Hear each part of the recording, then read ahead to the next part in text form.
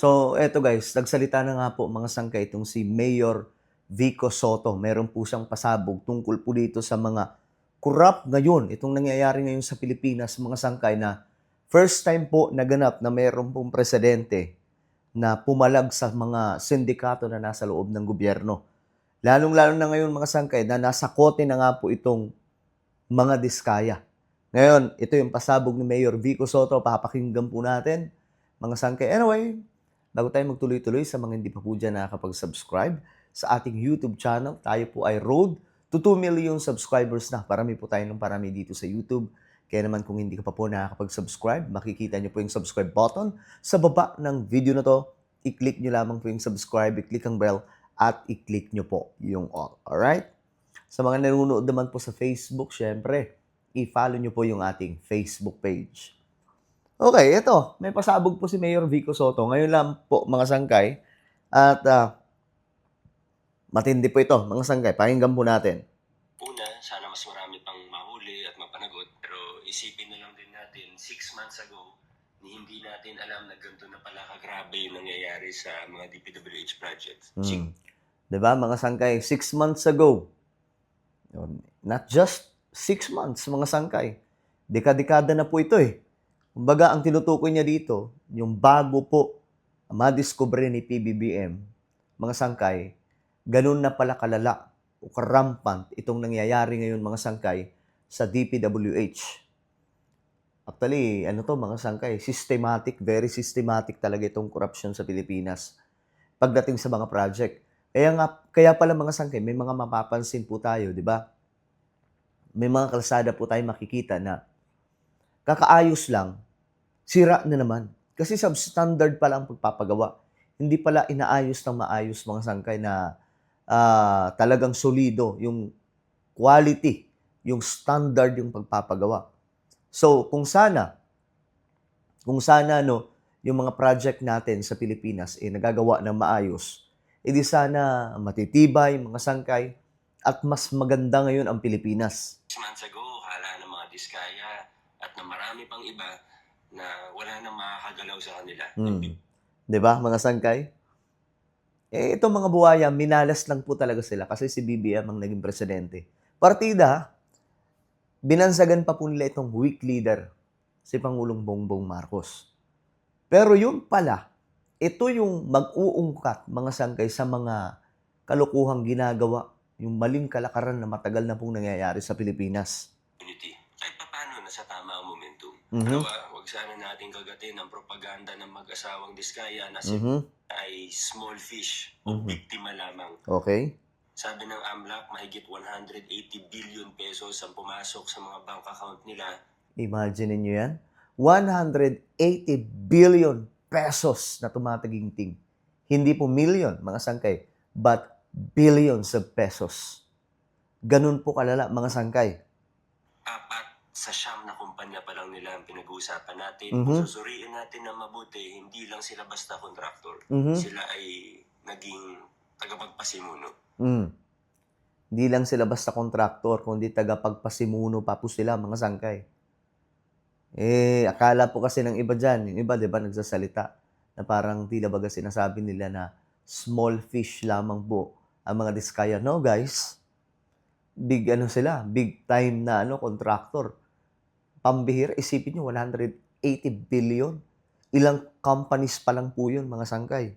Hindi lang isang administrasyon ang dinaanan nila. Lagi nilang pinupuntahan yung mga congressman, nagpapamiting ng mga chief of staff, tapos pinipresenta nila yung mga available na DPWH budget.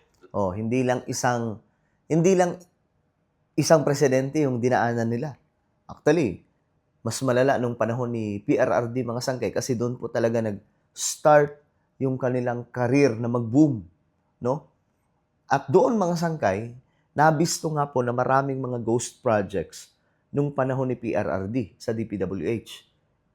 At ito po ay recorded kasi mismo ang dating Pangulo nagsalita tungkol dyan.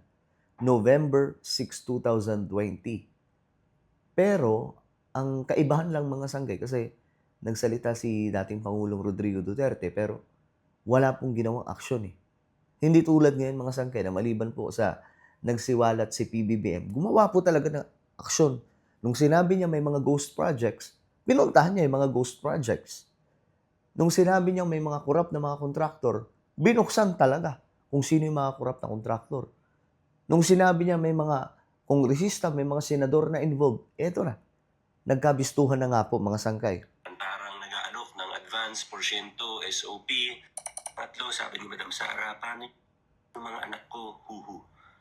Sana naisip niyo yan bago niyo dinamay ang mga anak ninyo sa mga kalokohan ninyo. Oo nga mga sangkay, di ba nga po yun ang iniiyak ng mga Diskaya. Ito yung family nila mga sangkay. Oh. Paano na daw yung mga anak niya? So sana, no? Sana naisip ng mga Diskaya yung mga anak nila bago nila ginawa ang kalokohan. Kasi hindi po forever ganun sila eh. Kapag gumagawa ka ng mali, mali din ang magpapahamak sa'yo. 'Di ba? So, ngayon, yun yung consequence sa kanilang pamilya. Pangalan pa lang ng korporasyon, ginawa lang santo, pero St. Gerard, St. Timothy, St. Matthew, Mhm. pati yung YPR. Si Matthew Carl, binili ang St. Matthew Corporation, 18 years old noong 2022. Grabe. Sa halagang 245 million pesos. Grabe. Na all may 245 million noong 18 years old. Hindi bababa sa 17 billion ang naging infra projects na nito. Mhm. Si Gerard William Francisco, 18 years old, 2021, nagparehistro ng one-person corporation, Grabe. Waymaker General Contractor. 50 million pesos authorized capital stock, 12 million pesos paid up capital. Mhm. 2023 alone, naka 3 billion pesos ito. Property ba usapan pa yan? Mr. and Mrs. Diskaya, hindi lang kayo nagnakaw. Tinulungan at tinuruan ninyo ang mga anak ninyong magnakaw. Grabe, yun ang masakit mga sangkay kasi sa mga kumpanya nila, mga anak na po nila mga sangkay, yung iba kasi marami sila eh. Marami sila mga companies, construction companies na kung saan pinapasok na po nila yung kanilang mga anak, mga sangkay. So madaling sabi, tinuruan na po nila yung mga anak nila na mangurap. Ganun katindi yung ginagawa nila. Sana magsisi sila at magsabi na ng buong katotohanan. Pero nasa nakikita natin, parang wala talaga silang pagsisi. Exactly. Yan nakita ko mga sangkay, wala po talagang pagsisisi yung mga Diskaya eh. Kasi, di ba sa una pa lang, nung tinanong po sila ng government kung makikipagtulungan, guys, may mga hindi po sila nilalaglag, may mga hindi po sila sinasabi. So, doon pa lang mga sangkay, alam nyo na, hindi tulad kila Alcantara, sila Yusek Bernardo, willing na magbigay, ibalik yung kanilang kayamanan mga sangkay para lang ma-prove that they are willing to tell the truth sa publiko, mga sangkay. So, yung mga Diskaya, walang ganun, mga sangkay. Tuloy pang nagsisinungaling. Paiba-iba ang kwento. Mhm. Nung una, yumaman sa DPWH. Sa Mhm. dulo, maliit ang kita sa DPWH. Minsan, Mhm. hindi pa daw. Nung una, binanggit si Speaker Martin, pati si Zaldi. Mhm. Sa dulo, ngayon, wala naman daw silang alam dun. Mhm.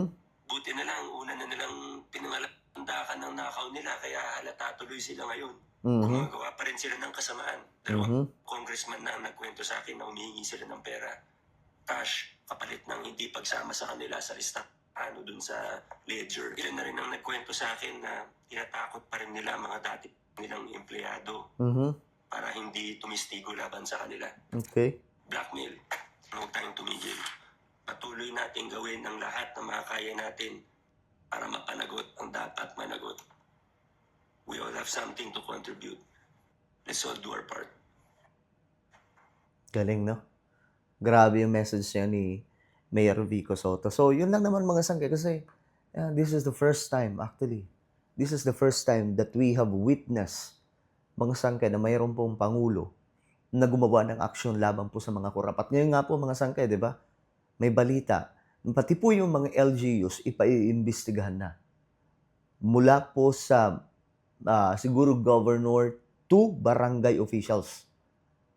Nabanggit po yun ng DILG. So, good luck po sa mga barangay, sa mga kapitan, sa mga mayor. Kasi kayo na ang susunod nito. So, talagang total cleansing ang ginagawa ni Pangulong Bongbong Marcos ngayon. At ito po siguro iwanan niyang legacy sa bansa natin. Na after this, kung magiging matagumpay, ang susunod na mga mamumuno sa ating bansa, wala na pong magagawa at matatakot na po silang mangurap. Alright? So ano po ang inyong opinion sa pasabog ni Mayor Vico Soto?